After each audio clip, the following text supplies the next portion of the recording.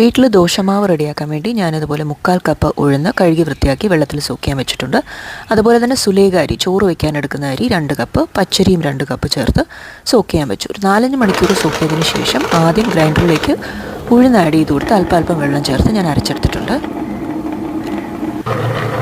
നന്നായി അരഞ്ഞതിന് ശേഷം അതൊരു പാത്രത്തിലേക്ക് നമുക്ക് മാറ്റി വയ്ക്കാം. അതിനുശേഷം അരി ഇട്ട് കൊടുത്ത് അല്പം വെള്ളവും ചേർത്ത് നമുക്കിതുപോലെ വീണ്ടും അരച്ചെടുക്കാം.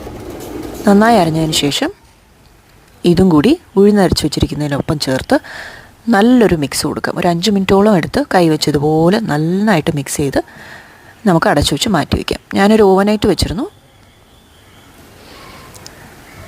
അടുത്ത ദിവസം രാവിലെ നമ്മുടെ മാവ് റെഡിയായിട്ടുണ്ട്. ദോശ ബാറ്ററിന് അല്പം വെള്ളം ചേർത്ത് ഞാൻ റെഡിയാക്കി എടുത്തു. ആവശ്യത്തിന് ഉപ്പും ചേർക്കാം. അതിനുശേഷം ഞാൻ ഗീ റോസ്റ്റാണ് ഉണ്ടാക്കിയെടുത്തത്.